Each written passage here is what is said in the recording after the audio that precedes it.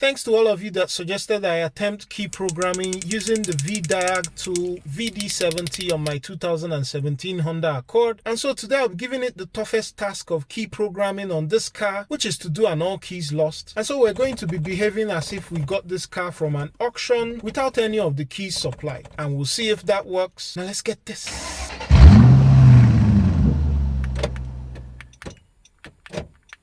This one works. This doesn't work. I'm going to take this out of the vehicle and then do an all keys lost with this one. So I'll keep this here. And so I'll take this current key that works, I'll take it out of the vehicle and place it by this tree stump and then get back into the vehicle. So as you can see, the ignition is not on. From my experience with other tools, any scanner that does all keys lost on Hondas would usually be able to turn on the ignition even though the key isn't in the car. I'll select special functions, key programming, and then it gives you this disclaimer that every third-party tool gives. So I'll just agree, scroll down and select Honda.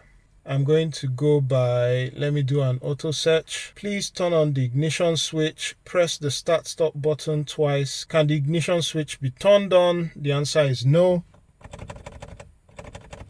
It's not turning on, so I'll just say no. Keep pressing the engine start stop button, do not release. So let's do that. And it turns on the ignition. But then you notice that the immobilizer light is blinking. That tells you that the key is not programmed to the vehicle.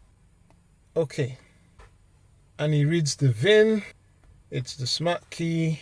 It's the button. And it tells you that if it's a 2022 or later, you have to be connected to the internet. It's not for me. So I'll just say okay. Please turn the ignition switch. Can the switch be turned on? Well, it's on already. So I'll just say yes. I'll select all smart keys lost, and it tells you to take all smart keys out of the car 2 meters away. I always like to obey all these instructions to the letter, and I had already taken out the program key out of the car. Put a smart key that needs to be programmed in the car. So we already have this that needs to be programmed in the car. I'll just say okay. Please turn on the ignition switch. Can the ignition switch be turned on? The ignition switch is already on, so yes.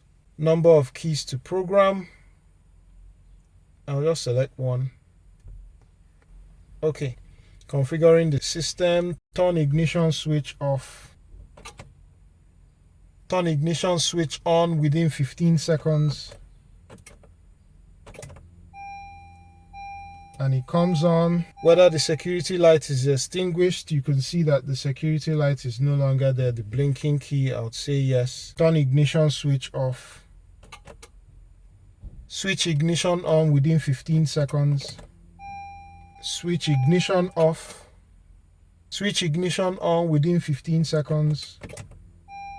And it tells you programming success. Okay, let me turn the ignition off.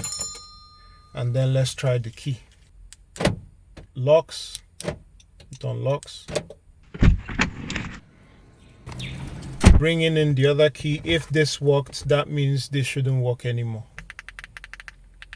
And it doesn't work. And one other thing which I didn't quite cover well in the review video is that although this tool comes with a 2500 mAh battery, Vdiagtool actually pointed out to me that the battery runs at 7.3 volts. And so if you multiply 7.3 by 2500 mAh, you actually get 18.25 watt hours, which is exactly the same battery capacity that I have in a lot of other tools that have a 5000 mAh battery, because a lot of those tools run on 3.65 volts, which if you multiply 3.65 by 5000 mAh, you get the same 18.25 watt hours. So this feedback from Vdiagtool actually provides justification to why I've been seeing battery life that I usually find on tools with 5000 mAh batteries. So in all, this is a really good device, and again, this is the fastest all keys lost that I've done on this car. As always, link to the tool is in the description. I actually have a coupon code that will be running out by the end of this month, so do take advantage of it if you are considering this tool. Hope this has been helpful. Do like, share, subscribe, and turn on notifications if it has, and I'll catch you on the next one. Peace.